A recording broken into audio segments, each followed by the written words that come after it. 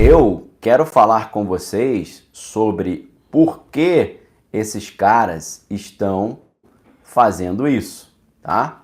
Por que esses caras estão construindo essas bases, né?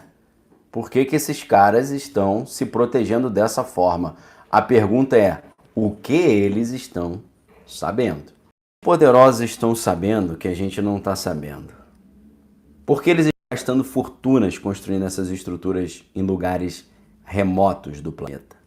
À primeira vista, a gente fica assustado quando a gente percebe que muitos membros da elite global estão se preparando ali para algum tipo de coisa caótica que está vindo. Seria apenas uma postura excêntrica comum aos super ricos ou há realmente um perigo oculto e iminente que justifique essa atitude? Essa é a pergunta. Primeiro, mais uma vez, é importante a gente lembrar o que eu estava falando com vocês ali no início, tá? O que a gente estava falando ali no início? É importante lembrar que no caso específico dos Estados Unidos, nós estamos falando sobre os Estados Unidos, sobre bilionários. Se a gente está falando sobre Estados Unidos e bilionários, estamos falando sobre um assunto restrito, específico. Importante lembrar que no caso dos Estados Unidos, essa ideia de se preparar para o fim do mundo não é nova. Não é nova e não é rara. Tudo começou no período do conflito frio, quando os inimigos dos americanos também desenvolveram equipamentos bélicos atômicos. Por isso, os cidadãos estavam sempre vivendo debaixo daquele medo de uma ofensiva nuclear. Nas escolas, as crianças recebiam até aula de como agir no caso de uma ofensiva desse tipo. A Defesa Civil norte-americana produziu em 1952 até um vídeo de orientações dessa natureza. O vídeo se chamava Duck and Cover, abaixar e se cobrir, e reforçava a ideia de que todos deveriam estar sempre preparados para uma ofensiva dessa natureza. Foi nessa época que os mais abastados começaram a investir na construção dessas estruturas subterrâneas. Enquanto o próprio governo americano criava as suas bases para garantir a continuidade do governo no caso de uma ofensiva nuclear e interromper a possibilidade de vida na superfície devido à radiação. Porém, com a queda do Muro de Berlim em 1989, o fim do Pacto de Varsóvia em julho de 1991 e a dissolução da União Soviética em dezembro de 1991, o medo de um terceiro grande conflito mundial praticamente sumiu, né? Praticamente acabou. Surgindo assim então a impressão de que o mundo agora viveria uma nova era de paz. Essa percepção inclusive levou o professor da Universidade de Stanford, o Francis Fukuyama, a escrever em 1992 o livro O Fim da História e o Último Homem, onde ele retoma a ideia de uma teoria do Hegel sobre o fim da história. Para Hegel, importante filósofo alemão, no momento em que a humanidade atingisse um equilíbrio, representado pelo advento, segundo Hegel, da economia liberal e da igualdade jurídica, a história deixaria de ser caracterizada por processos de mudança. Isso traria uma era de paz e estabilidade globais. Ou seja, a sensação de que os conflitos acabariam levou muitos a acreditar que não mais seria necessário, nos Estados Unidos, construir essas bases subterrâneas aí, ou se preparar para o dia do juízo final.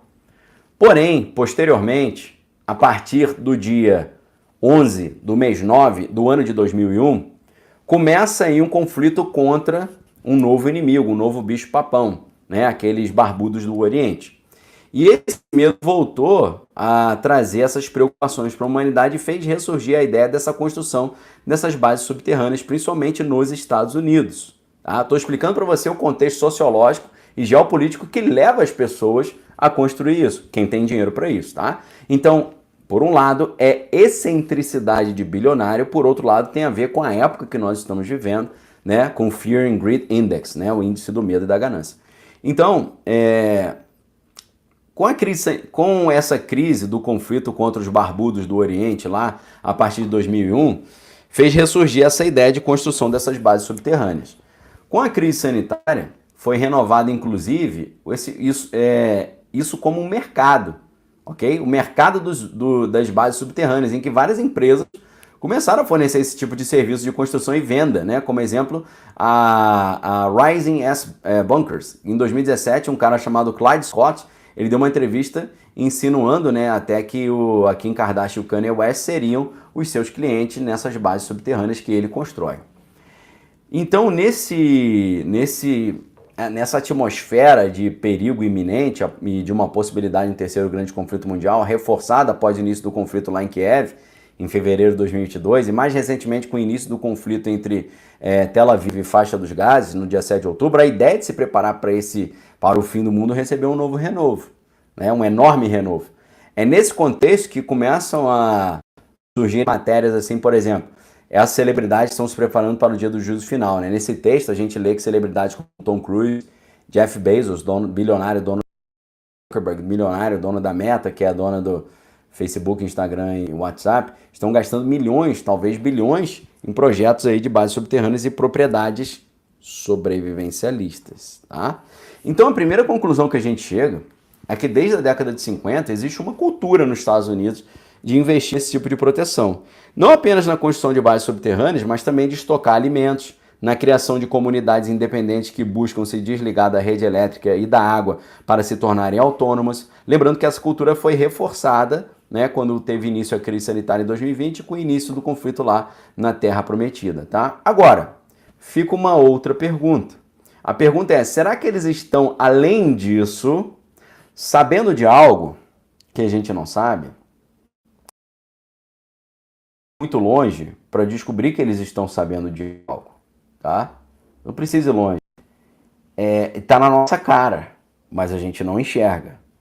Mas eu revelo aqui para vocês. Então, a palhinha que eu te dei foi essa.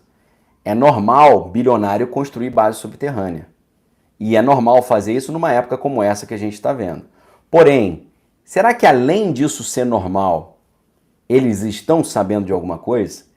Eu acho que eles estão sabendo, e eu acho que é algo que está explícito na nossa cara, mas a gente resiste a reconhecer por causa daquele cenário psicológico do denial, é o estado de negação, ok?